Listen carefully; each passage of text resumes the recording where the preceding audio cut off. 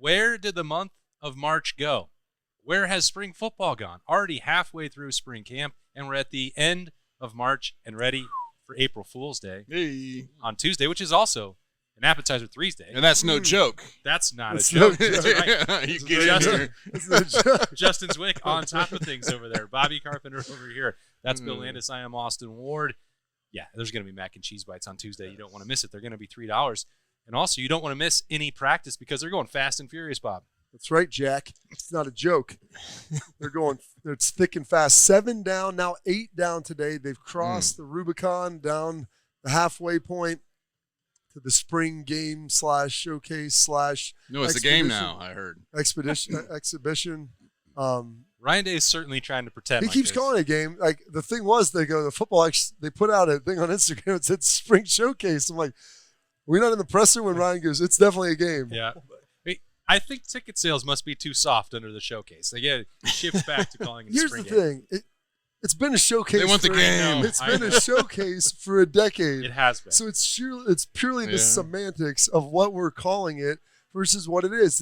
Gone are the days of the 4 quarters of 15-minute quarters just drafting roster. 3 hours and 45 minutes worst. later. Yeah. There's 10,000 people in the stands only related to the players. It's hailing out, and it's raining out, and it's snowing Losers getting hot dogs and working on Buckeye Grove. Walking back. These we used to have to walk back. Yeah, we didn't do the Buckeye Grove. Walk of shame. Yeah, we didn't do the Buckeye Grove, but the losers would walk back with your pad. Like, you've got to carry your pads, full gear, in your cleats, all the way through the parking lot up there. The walk of shame. And here's the reality of it. So it's going to be crappy this week, the next 5 days, rain, coldish. But next weekend, it looks like upper 50s, low 60s, and some sun. The spring games I played in or went to as a recruit, we're talking anywhere from 75 and sunny to 48 and rainy. I mean, literally. We might have had a 38 and rainy that one year. Our sophomore year, it was like sleet and it was miserable. It just felt, that was supposed to be a great year. Those are the times you think back and you don't miss it at that all. Was the one year. Because that was you got redshirted, so that was this was my sophomore year. My junior year, and like, I guess rising senior. That was the one year I'm like, dude, if you're making me dress up, I'm going to play in this. Yeah. I'm not going to stand over here and freeze to death for the next hour and 50 minutes because we're throwing the ball 60 times in the second half with a stop clock. I'm like, it's terrible, and I haven't played since the 3rd series. It's awful. So, but these guys, they're doing a lot of good stuff, man. What's amazing is Tavian St. Clair. I know everyone's talked a lot, about. Oh, no, Bob. What are you doing? No, I'm not throwing quarterback controversy in the mix. Yeah. In the mix. I think we had a couple that was Urban's favorite line, in the mix. He's in the mix. Ryan throws in the mix a little bit, but he's much less. We get it a lot less. A lot less. Urban was everybody. Like, he's in the mix. He's in the mix. He was out there today. What percentage of the actual recipe is that mix? Don't worry about it. It's funny seeing, everyone's talking, obviously, about you got Lincoln Keenholz, and then you've got, what's Julian saying? I'm just saying, what you're saying. But mostly Julian and Lincoln, Tavian, the people are a little bit asking. I like to ask people who've never been to practice. And someone's like, well, number 9 is the quarterback, right? And I'm like, I know he looks like physically when you watch him walk out there, you saw him. He looks like the biggest, most physical guy. Like, he throws the ball really well. A nice arm, yeah. Now, you were out there Thursday. Yeah. Did you get to watch him take some interception laps? Like, everybody takes the lap of shame, throw a pick, fumble a snap, penalties. Like, Davidson had to take a lap. I was like, what'd you do? He's like, I jumped off sides on pump block. And it's like a lap. I mean, it's good. Everybody's got to do it. But it's fun watching those young guys. But you were there, Jay-Z, like right Thursday, Saturday, where they've been putting stuff in. And like, you're filling the cup and guys are absorbing it, drinking down the information. And the information's starting to now get to the point where, like, the cup is you gotta keep drinking or else it's gonna catch up to you. I'm so full I can't drink anymore. And the cup is waterboarding them with information. And so you get to that point now of where it is where, they're putting a lot of stuff in, and we got 6 guys playing man and 1 dude, like, no one's just guarding that guy. Like, he's playing zone.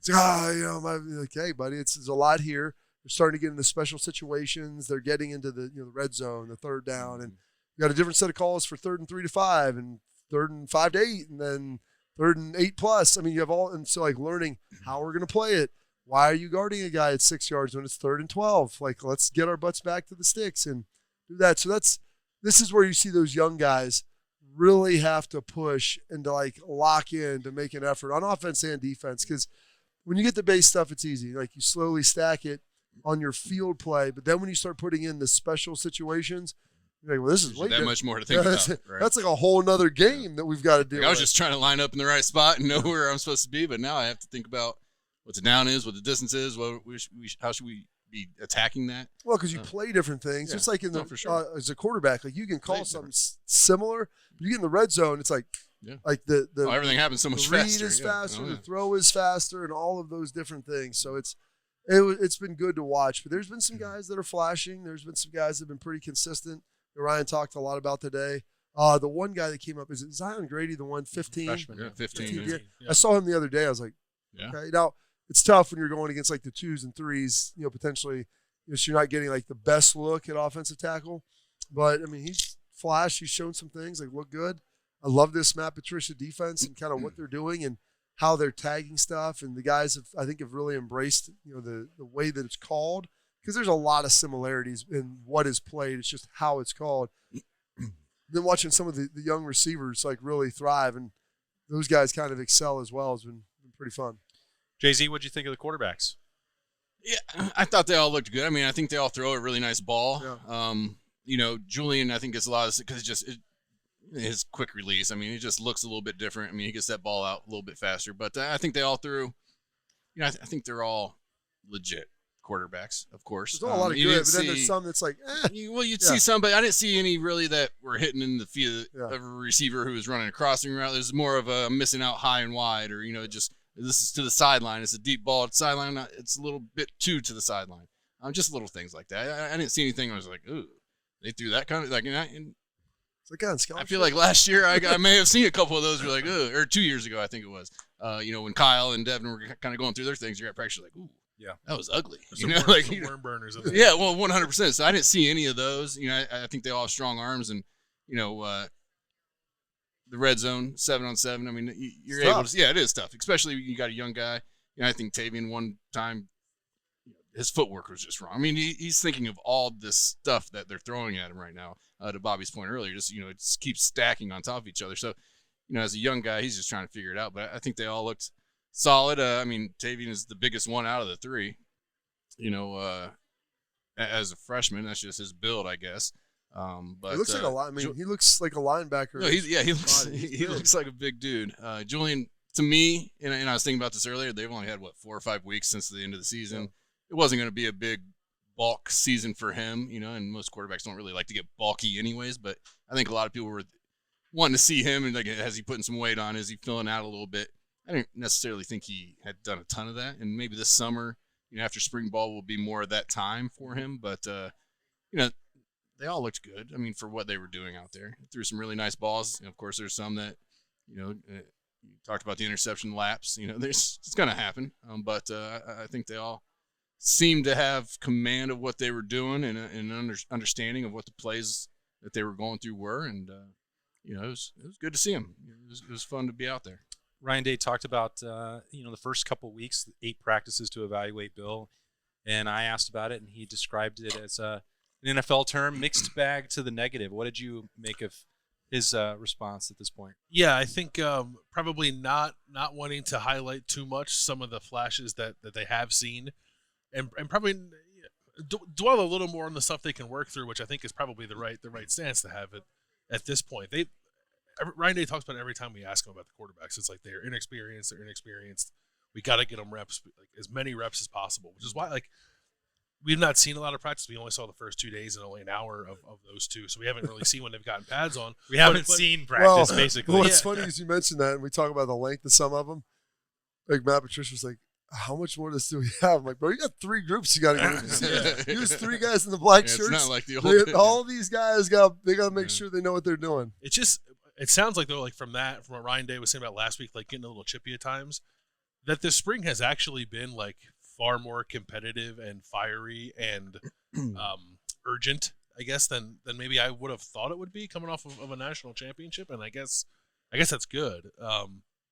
But I think in that you're starting to put the quarterbacks in situations that maybe they're not quite ready for, and that's okay too, as long as you can keep that in the back of your mind as you're trying to evaluate what they're doing, and maybe it doesn't always look so good. Yeah, Bob, we talked about that push and pull of like, all right, manage the reps for the veterans, get them through, be healthy by the end of spring. You don't need a ton of football because you also had the length of the season and the extra practices and going over 100, and Ryan Davis rattling off all those stats. And then you have this part, which is like a bunch of overachievers and competitors and guys who want to win. And it's like, then you get in the mix and it's like, well, I also play Texas. Maybe this is going to be more intense than you thought it was going to be. Well, you know, and Ryan talked about, you know, Caleb being limited in practice, Caleb Downs. And it's like, all right, that's perfect because then you get to see a lot of McLean in Hartford. Like both of those guys, get them both out there, see what they can do. And I think this is probably a little more chippy and competitive because I think a lot of the jobs last year were established. Yeah, like you're working on the margins for guys who hadn't started. Like, Sonny Styles was coming in to compete to play linebacker. I mean, you're moving him a position to play that but position. He's going to be a linebacker. He's going to be that guy. So there really weren't a lot of openings. You look at the receivers, like guys are battling for like the fourth receiver spot. You know, that's kind of the battle there. I guess once people realized that Jeremiah was who he was going to be, he is who he thought he was. Yeah, he was. So I think that there's a lot of guys that the margins, not much. And so they're all trying to make plays. And, you know, I heard, you know, Latham was telling one of the guys, he's like, hey, always have them tell you to dial it back. Mm-hmm. You know, and like there's a reality that you never want them to be like, oh, is he Pick it soft? up, Does he go hard? I mean, so you always want these guys to be pushing, and that's what you get with a lot of openings and a lot of real estate that can be claimed.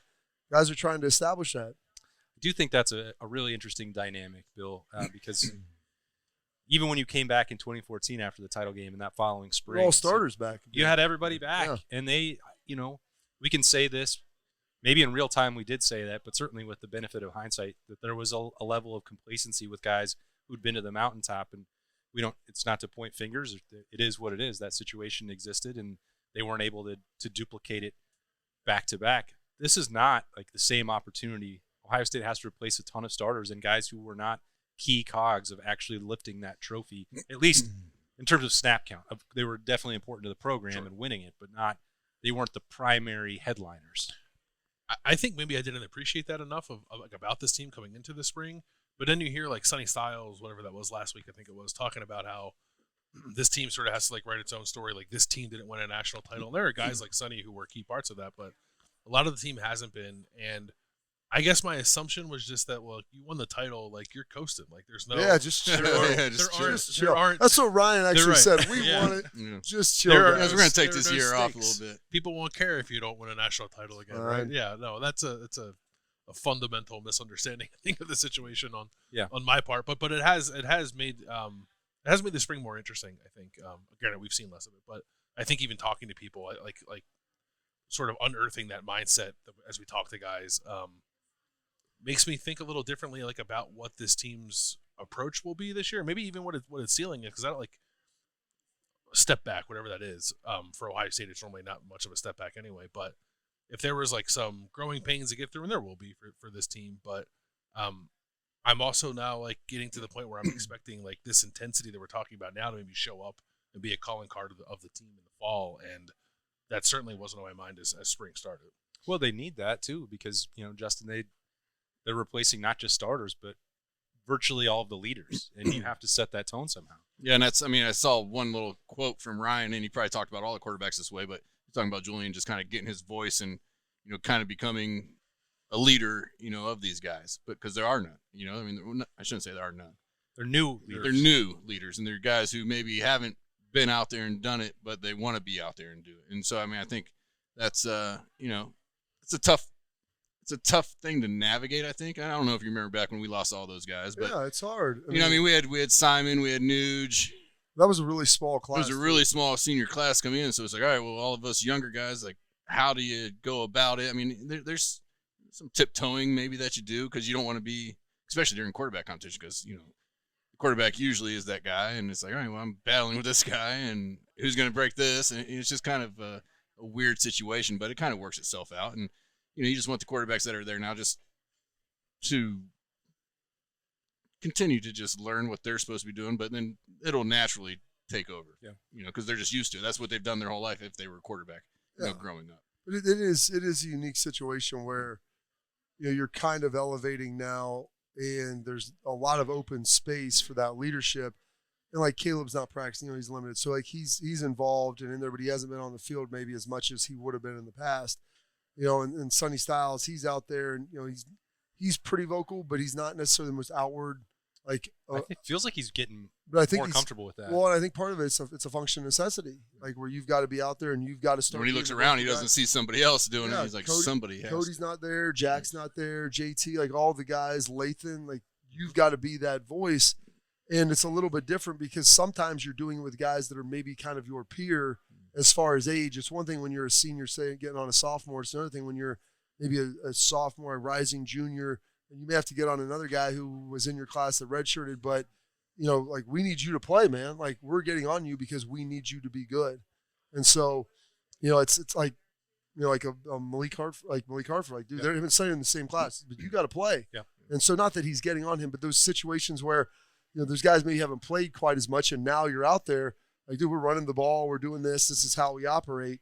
And it's a unique feeling, kind of finding your voice as a leader, especially when there's no game to be had. Like it's all out at practice right now, and that's in the spring.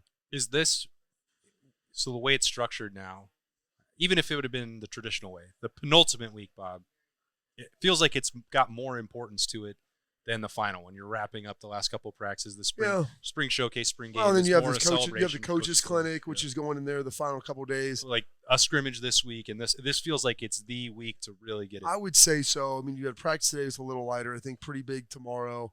Tuesday's pretty big. Thursday will be good, and then Saturday a lot of recruits in, student appreciation. And they'll be able to put a lot on display, and they're going to want to make sure they show some stuff to the folks. And so maybe you dial back a little bit of what you're putting in. And practice that, like that day's more like, let's just go play. You're not doing big installs. And then, next week you got a couple of them, and it's like, okay, we'll do a little bit, do some installs, some situational stuff, work on some of the base stuff again with the young guys. But older guys, all right, now we're going to get in some of these unique special situations of things we can do in just preparation for the game case. What do you think needs to be accomplished by the end of week 3, Bill? Oh, that's a good question. I think some more like fact finding about the defensive line, figuring out. I think you feel really good about the 2 starting tackles and Kenyatta and Kenyatta Jackson, Caden Curry coming back, obviously. But what's the depth? How much might you need coming out of spring ball? If you think you need anything at all, like we've talked a lot about those 3-ish, I guess it's 3 backup tackles, Jason Moore, Tywone Malone, Will Smith. Can anything pop there in this last week? Does a light come on for anybody? And Jason Moore's pretty big dude. Looking at him, I'm like, man, they look really good. They just haven't like even Tywone Malone's going on this 4th year of college football. He hasn't played. Yeah. So they need I think to come out of this week either feeling good about what they have on the defensive line in terms of depth, or I think with a clear plan to make it feel good. idea of what they might need to do roster building wise after spring practice. Either way. Yeah, and the latter is not where you want to be because there's just no guarantee about what would be in what's going to be there. Yeah, I don't know. I don't know that it'll be a portal super of wonders. active portal. Yes. I don't know. Maybe you can lure people into the portal. Is that a thing? Maybe that's why we're doing the game case. Yeah, the game. Show them like this is what they need. It kind of feels like the transparency about the roster situation has been designed to spread the word. Yeah. Rather than just standing up at the front of the podium every week with a help wanted sign. It's help wanted. We're put an ad in the lantern. Here's a list of things that we would like to bring in. It's ad in the lantern. That's what I'll talk if you're thinking about lantern. Someone, the guys that can play. You know what doesn't need an ad? No, anywhere. These Bob. do not. Mac and cheese bites, the favorite of Berm and Schleg's. Can't wait to ask Berm about the oils, the essential oils that they've been cooked. He's in. one basket down already. Well, then I'm thinking that's a win because they're the featured appetizer on the first day of April. And that's no joke, Jack. That's right. $3 all day long. Appetizer Threes Day, the best deal that you can possibly have. That'll be at Roosters, which, of course, is a fun, casual joint. We're going to let Bill get out of here. Berm's going to arrive. We're going to see what kind of oil Roosters have been working with. We'll get the latest update on that as lather him up. We'll keep talking about Ohio State and spring football at Roosters. It's a fun, casual joint. Roosters has been so fortunate. We just want to be able to give some of that back to the community. They donate to organizations that are near and dear to their heart, and we're so fortunate to have been with Roosters now for a long time. They always go above and beyond to help support our foundation to further help veterans. It's just a wonderful feeling to know that Roosters supports the Buckeye Cruise for Cancer. All the folks at Roosters are just genuinely kind folks, and they want to make a difference. Thank you, Roosters Foundation. Thank you, Roosters. Thank you, Roosters. Thank you, Roosters Foundation. Well, welcome back into Roosters. Second half of the show underway, and Berm is here, feeling good. How are those mac and cheese bites? They were good. Top notch. You know, I think that life in general is just better when mac and cheese bites are the appetizer of the week. Oh. And also, I didn't listen to anything you guys said. No offense to Mott Sticks. Jeez. Yeah, I mean, Mott gosh. sticks are the Bite your shelf tongue. life on a Mott stick straight out of the fryer is extremely short. But it's really high. Like It's good. But It is, but I'll it's tell you a this. high ceiling out of flavor. Put 'em the, back in the oven. you leave them in the toaster oven for about 10 and a half, 11 minutes. Yeah. They get gooey. They pull apart. It's They perfect. bring them back to life. I It's don't- like They do. It's like Frosty on a cold day. Yes. Comes back. Back- to I'm sure life we've for- talked to about life. it before, but I don't do leftovers. So What? I don't. I can't. Okay. No wonder they thought There- we were throwing there- this food There are away. two groups of people in this world: the people that eat leftovers and the people that don't. And the people that don't, you go in the bougie section. All right. I You're disagree with you on bougie that. bird. There's certain things I Double will eat D. leftovers of, Yeah. but other things I I'm will not eat eating- leftovers of. Fish, I put in its own category Well, because I'm so- not going to ask you to eat the leftover. Well, yeah, fish. but once I have like Thanksgiving, I don't want it the next 3 days. well, like you eat it's, more of it. Ironically, Thanksgiving, like turkey, is the one thing I Yeah, will see, eat that's- like 2 days later because I'm just like turkeyed it's out. repurposing. It's not really leftovering. Repurposing. It's repurposing it for a sando. So here's the yeah, six. I did not listen to anything you guys talked about in the first segment. Thanks. With the notable exception yeah, geez. of the fact that you guys were discussing Urban Meyer saying people were in the mix. Yeah. And I think Tate it's Martell is the I most think it's notable mix. I think It's it's right there in the It mix. is important to make sure people understand that Urban would say that because he didn't remember people's names. And he had no idea Yeah, who was but actually in the mix. specific question about this guy. He's in the Because mix. he would just say everyone's in the mix. Therefore, he didn't have to remember individuals specifically. Yeah. You're saying that Urban Meyer did not remember scholarship players' names? Yes, that's what I'm There's saying. no. Come on. That's a bridge Well, to the thing a is- walk-on player, maybe. Well, the thing is, plus a quarterback. Okay, 'Cause if, there's only if like you were, 3 or 4 I of didn't them. say he forgot every player's name. I'm saying anyone who was someone who you had to question whether or not they were in the mix was not someone whose name he was remembering. Starters, he knew who they were. JT Barrett, he knew who he was, but anyone who was like By the time he left, anyway. vying for a job, Joe Burrow, he's in the mix. Yeah, Dwayne Haskins, he's Well, in the Tate mix. Come on. Martell was in the mix all the time. Like, But he knew Tate Martell's name. He very much wanted him to be in the mix. he was desperate for Tate to be in the mix. So what are we talking about today? well, outside of the fact that Football? Bougie Berm, you would've- Bougie. during the French Revolution, you would have found a guillotine like as a razor for that neck beard. I would have been You bourgeoisie wouldn't berm at that point. I mean, who doesn't like that next day leftover cold pizza? Like that's the ultimate. Pizza, I'm a that's not toaster a oven guy. leftover. It is a leftover, and No. I see. I've Pizza is That's traveled just with you. I had to take Okay, I had to pizza's a- take a pause, and I'm going back to it Yes, now. It's pizza's not a necessarily totally different left category. over. That's You not don't. e- You Like I don't just finish couldn't. that either. I couldn't finish it the first time around. I'm going to No. finish it the Roosters- second time. I've Roosters, traveled though- with him enough. He does not eat the leftover pizza the next Roosters day. is one of the best because you can just take the stuff Oh. and you throw it in like the air fryer, throw it in like a little. That's all I do. convection. Yeah, Boom. I'm Like throwing my 3 different waist. trays in the air fryer. Oh, Everything so- comes out just So good. So, Bob- delicious. Jay-Z, you guys saw practices Yep.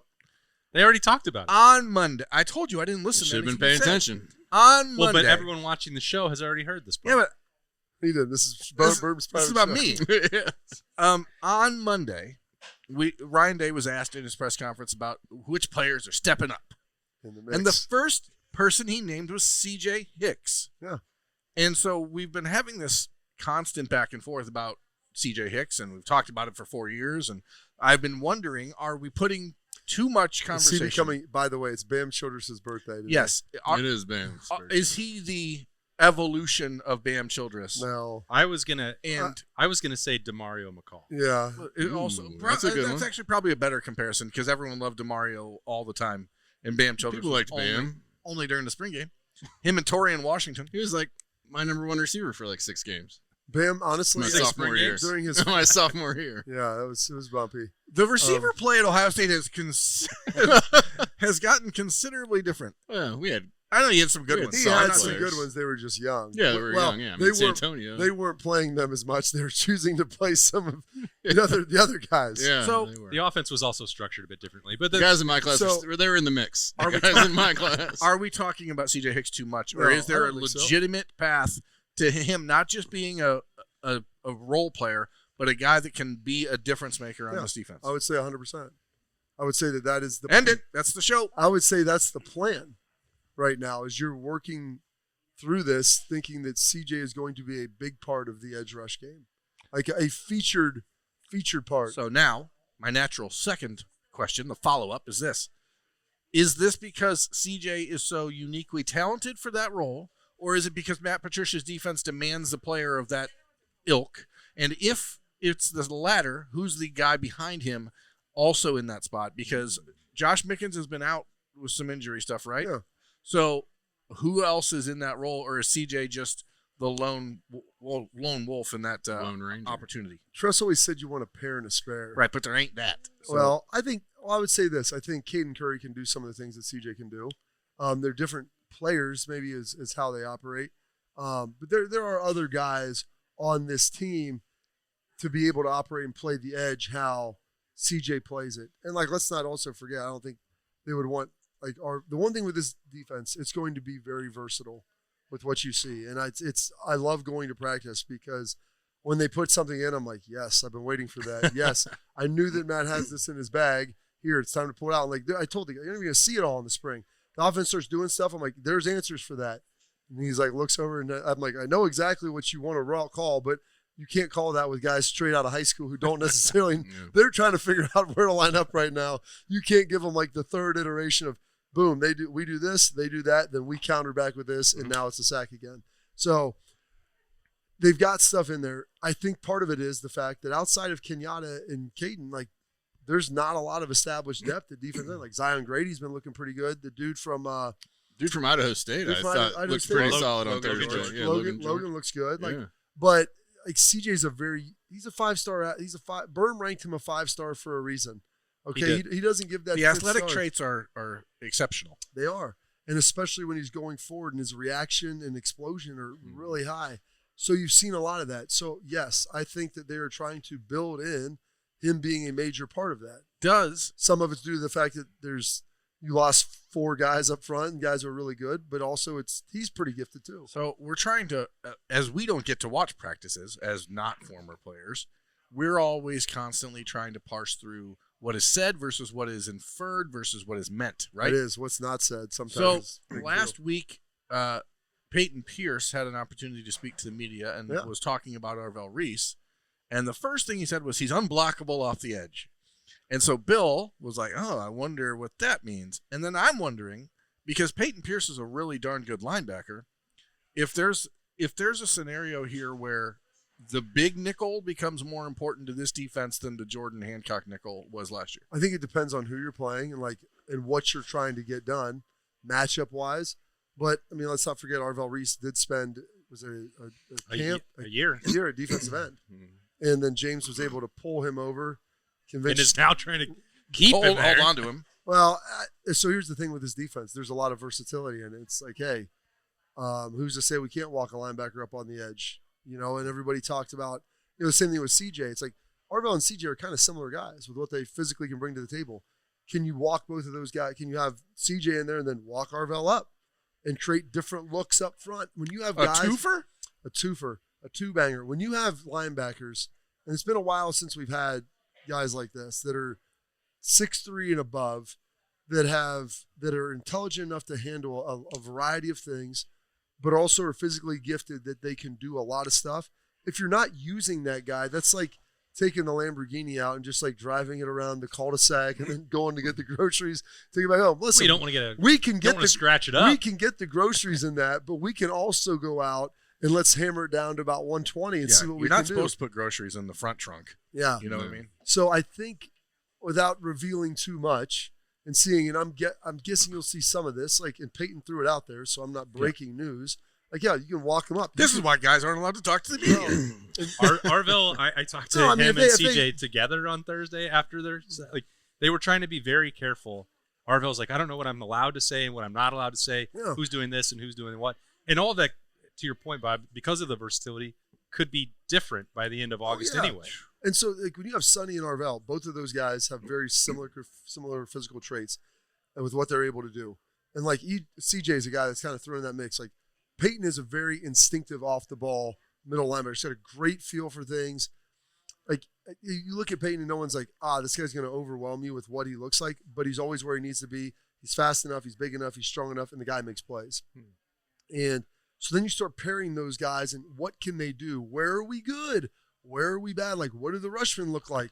Is there a situation where, like, you slide Kenyatta Jackson in, and you're putting him in there inside, and maybe you're putting Arvell outside? Like, there's all kinds. You have CJ in there. Like, so there's all these different elements. Maybe some, you can go 3 down, 4 down, 5 down. Like, you have different levers when you have guys that are versatile. It's like you talked about the big nickel of what that looks like versus maybe like a 3-3 versus the 4-2. And who is that extra player? Is it, is it another safety? Is there a way to get like McLean and Malik both on the field, Hartford at the same time, and then maybe you rotate in Lorenzo when maybe it's more of a true passing and like there's a big threat. Like, there's a lot of versatility in this defense. That's why I love it, and I love how they call it, and it's pretty great. The good thing is you got linebackers that they feel like are stepping up and saying, all right, we can move these guys around and do some different stuff with them because you feel great you feel really stinking good about Sonny, about Arvell, and about Peyton Pierce. Yeah. Like those guys, like you always want to have 3. Yeah. You're working on the 4th, and then you got Riley and TJ. You got Riley and TJ that are young, that are gifted, and Garrett, that they're like. It's like fire hose time. Like, they're drinking a lot, but like if you simple it down, they make plays and they look good. So before we move on from the defensive edge rusher, last year I was begging. I saw a jack flying around out there. Last year I was begging. Wild jack. I was begging for a grouping of CJ, Arvell, and Sonny on the field together. Yeah, didn't happen last year. This guy named Cody Simon was pretty good. Right, he turned out to be fine. So Mondays are for monikers. Moniker Monday. Jeez. What would we call a personnel package that included those 3 guys? I'm going with the Demon package. Ooh. I'd like to call it the Sunny Bunch. Sunny days, my friend. It's like Bob has already thought of this and had that name ready to rock.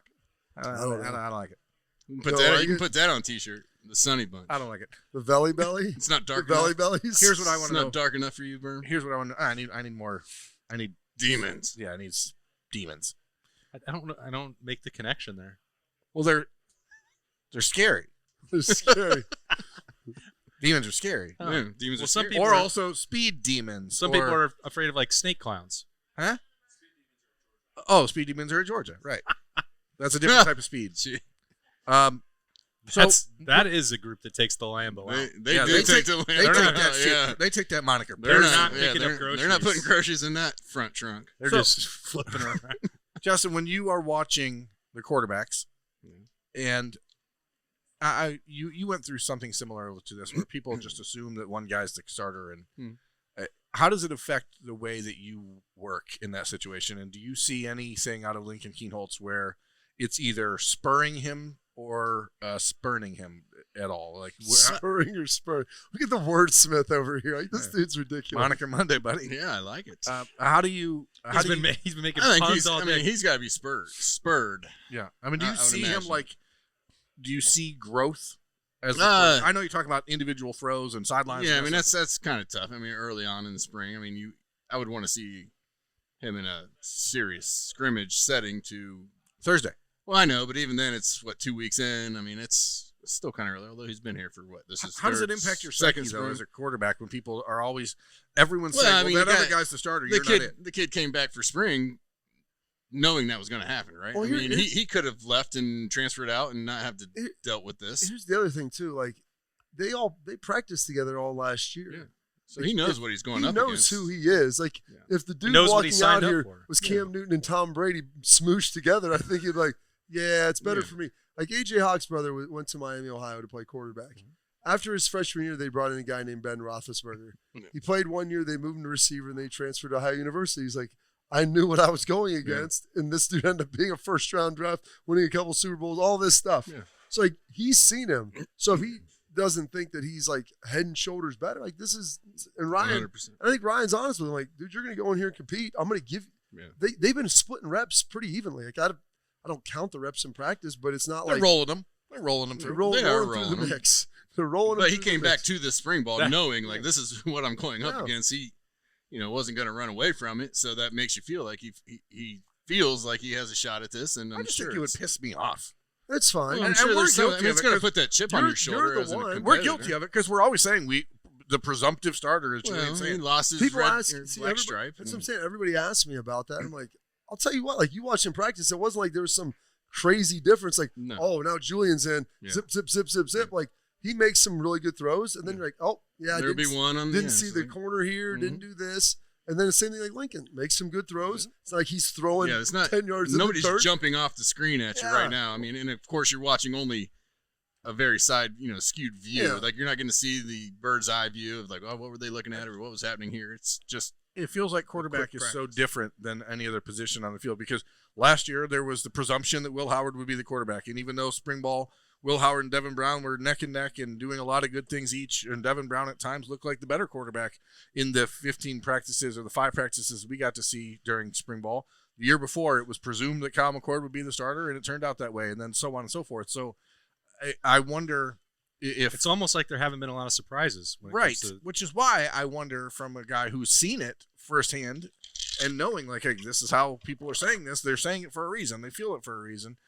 And maybe it's just politics. Maybe it's salary cap implications. I don't know. It just feels like people are writing this off and saying Lincoln Keynotes can't be the starter. And I don't want to be that. Yeah. I don't think it's fair. I don't agree with that. Like after watching practice, would you say no. I didn't walk away saying, oh man, Julian is that much. Like last year I went to practice, I said, the ball comes off his hand a little bit better, but they're all fine throwing the ball. yeah? I felt the same way. It doesn't look. Well, I don't think that in the saying reality that too, in the line is a little bit. You're working through some line stuff. Like there's a chance that you get in a scrimmage situation where it's kind of live-ish outside the quarterback. Yeah. That Lincoln might look better because he runs better and moves better.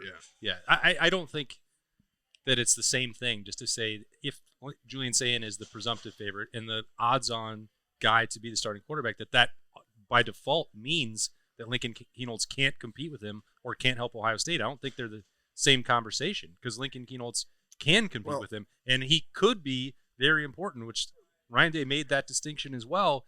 He didn't say it by accident on Monday. None of these guys are fifth-year seniors and 6'5".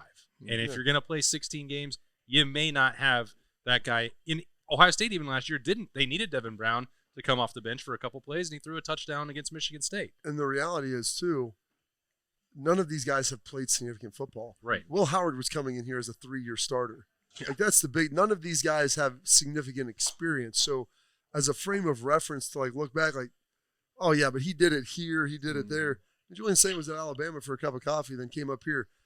Lincoln Keynotes came in as a talented kid that was underdeveloped because of where he grew up proximity-wise. He played a lot of other sports, and he got here and said, okay, this kid's a really good athlete.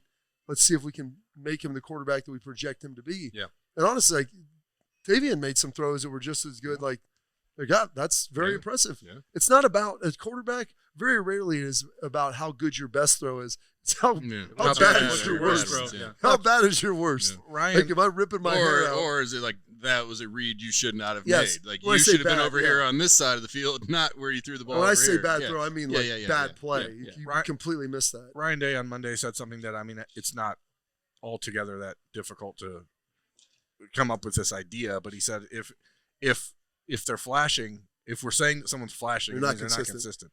And so what you've seen out of practice, because you've seen more than anybody, is it everyone's flashing at times?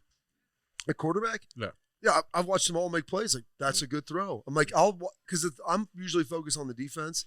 And then when I see a good ball come in or something thrown really well, I'm like, who threw that? And I'll like try to go back there. So like literally there's no bias in it at all. Like this was the coverage. This is where the ball probably should go. He threw a good one on the money to his guy. Or hey, it was the right read, little high, just outside of him, which is kind of what Justin was saying. Like they're getting mostly good reads. Or hey, they missed this. Or had the defense put in something new. He thought it was they were this type expecting of something zone. else, and it was wasn't. this, and they disguised it really well. and then boom, he threw it right to the defender that's standing there. And like, so there's been a little bit of all that. So yeah, the flashing is happening. And so it's good flashes, and then and there's stuff to learn. Bad then flashing. there's Michael Scott flashing, That's the kind that you don't want to have anywhere in your practice facility. That's causing problems. Berm, you didn't listen, so I'm gonna have to preface this. We believe that week 3, the penultimate week of spring camp, probably the most. Speaking of wordsmithing, it's probably the most important that you're going to have. And when we said the thing that Ohio State needed to get done, Bill took the defensive line and evaluation. So you can't take that. Take us home somewhere. I need my tackles on offense to take the step. Ryan Day talked about it on Monday. He was very. I don't know if he's unhappy with the tackles or if it's just comparative to the interior offensive line, which are guys that have played for a while, or if it's both. Ethan Anianwa and Philip Daniels and Ian Moore and whoever else is out there. Austin Cerebel. Cerebel was the other one last week. Someone needs to emerge and be the guy. So you have to have that. I don't care if you have your quarterback figured out until the second week of August. If you don't have your offensive tackles figured out, you might. It doesn't matter because the next guy might be coming in at quarterback. The lack of 6'5"-ness, 240-ness out of the quarterbacks becomes a much bigger deal if he's getting drilled over and over again because your tackles can't block anybody. So, absolutely. And I think what I find particularly distressing about that is that you're dealing with defensive ends who are not experienced and who they're talented. They're talented, but they are not Jack and JT. And even those, and if the tackles are still struggling against these guys who are trying to find themselves, that is a bit of I'm not an alarmist, but I would be like, that's not great, all things considered. But where is the alarm? I would say, I need to know where it is. I will push back a little bit. I want you to. On that, because I'm with you. I think the tackles outside of the defensive tackles are the most important piece. And you can do things to help, and you can chip. And Ryan's got all the tricks. A couple tight ends that you can bring in. And they've got Kazmir. I mean, they got. But you eliminate what you do options, best if you do that. So. That does restrict what you can do. But just because maybe Kenyatta and Caden haven't been ultra productive, let's not forget. I'm not trying to overfluff CJ. The Hicks, sure, he's just a stand-up edge rusher going right at you, in the Hicksman package, if you will. Hicksman. But he does have some special attributes that these guys coming from other schools probably haven't seen to that degree. He's a 5-star for a reason. Arvell Reese is one of the Ohio gems where you get a guy who was probably under-recruited due to his underdevelopment at Glenville. And under-recruited because everyone knew he was going to Ohio State from the minute he got an offer. And then he came here, and you see a guy now that if you looked at him this guy looks like Baron Browning. 35 offers from everybody. He looks like a first-round draft. So current Baron Browning. Right? Yes, he's got NFL rank, Baron Browning. speed. And he, by the way, he played defensive line for a year, so him out there rushing isn't like some kid who's never done it before. I don't want to disparage the Anianwa and Philip Daniels or anyone else. I'm just saying we heard a lot last year from the offensive tackles about, I'm going up against Jack and JT. It's making me, it's a real challenge because iron sharpens iron. But right now, the iron, and again, maybe this is because it's happening from guys like CJ or Arvell, that we aren't expecting to be the full-time defensive ends. The fact that these guys are not winning regularly against Kenyatta Jackson or Caden Curry or Logan George. I mean, if a guy from Idaho, not to knock Logan George, if a guy from Idaho State's coming in and whipping your ass, and you're supposed to be the starting left tackle at Ohio State, then I would go, that's maybe something to be concerned about. I don't disagree, but how old is Logan? I don't know. I mean, anyone who's named Logan, junior, I think I think he's no, he's only got a year. No, he's got 1 year. So I mean, he's played a lot of ball. So you're getting an experienced guy too. I just watch. Number one, this defense has there's a lot of things in there. I think some of it might be a bit of confusion. Now, one-on-ones are one-on-ones. I'm blocking you. I know exactly what's going on. No complication here. But there is some stuff there is some calls that are going in that Matt Patricia has built this thing, and I think people will be very pleasantly surprised with how this defense looks when it's all said and done, where it's looking around and I think it was this, but it was actually this. And this isn't even the secondary. It's the front of the front seven guys of how they move, where they align, and what it ultimately does to confuse those guys up front. And so when you have guys who are coming from Minnesota, and what's his name? Rice. I mean, listen, not besmirching the Owls, Who? but I mean, it was like he came from A&M. Got it.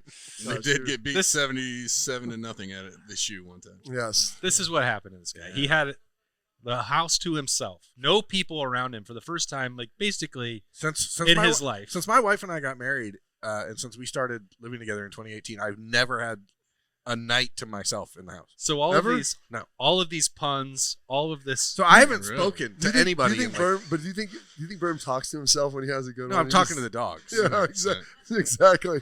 The only he's in there. I'm going to use that on Monday. If you're wondering why he's coming up with, feel a little bit rejuvenated. It's good that Nicole was able to. Do you guys have dogs? Spirit, though. I have a dog. It just stings. That Does your dog? Do you have animals? Do you have dogs? We don't. My parents do. Like I grew up with dogs. So like we have 3 dogs and a cat, and each of them. You're a cat guy?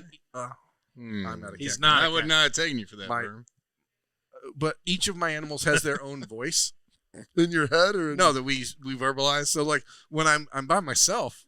Watching basketball, hanging out. Oh, so you talk to it in a different voice. Yeah, each of You're them a has weirdo. Oh my gosh. Each of them has their own voice. Now here's the worst part. It's one thing if you had 2 dogs. I want to hear these voices. They all know their own voice.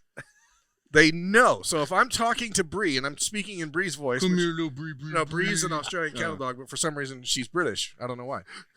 So when because that's the only accent you can do anymore. Yeah, but when I talk to Bree in her accent, she knows I'm talking to her, so she'll come running in. If I'm talking to Psycho, who's got a little bit more, who's got more of like a high pitched voice, Psycho knows I'm talking to her. Mac is like a kind of a slow guy. He's a little slowish. Kevin Malone. Yeah, sort of like Kevin Malone from The Office. And then Oscar the cat is more of a street tough, you know. Like so Oscar not like Oscar from The Office. No, Oscar's more of a street tough, but they all know their voice, and I'm wondering. That's very interesting. I have never even heard of this. That is not common. Which one of them sits by you when you're making the lampshades out of human skin? Psycho. Psycho never leaves his The Psycho name helps. is a little bit on the Now, nose. the weirder part is that they all know each other's voices too. Like if they know if I'm, you're a weirdo. Yeah. Dude. So I thought it was weird that you talk to a lot of high school kids. I'm thinking it's even weirder now that you talk. Maybe to you animals. shouldn't have any time at home by yourself anymore. No, I think that's actually the lesson. Is this what like your wife came home and you're like, hey, honey. Well, no, she's not home yet. I got to pick her up. All the animals have voices now. We got to wrap this up so I can get to Detroit. There's a reason why I came up with solitary confinement is a you're punishment. gone. Yeah. We got to wrap this so I can get you're in a dark retreat this weekend get to or something? DTW and pick her up. So yeah, he did. That was the darkness. Yeah, it was the darkness. Ayahuasca in there. Yeah, demon. The dogs start talking to each other. Yeah, very confusing. But anyway, that led to a lot of fun and a fun casual conversation at Roosters. If you want, and you should, at the start of April, kick off the month. Get in here with some mac and cheese bites. They're going to be $3 on Tuesday. Full week of coverage coming on the podcast. Week 3 already underway for Ohio State and spring camp, and there's only one more after that. You're not going to want to miss the spring showcase. And after that, Bob, saddle up. Yes, saddle up. Go check it out. Year 3 of that. So tickets are on sale if you want to get those. I know you guys have said it's been a great time. I haven't checked it out yet, but North to Nashville will be there. Yep. So big time concert after the spring game, which is going to be super competitive and definitely not a showcase or a 7-on-7. Don't even think about that. Thanks for watching. Thanks for Justin Zwick for hanging out, Bobby Carpenter, Jeremy Birmingham, and Bill Landis. This is Roosters. It's a fun, casual joint. I'm Austin Ward. We'll see you next week.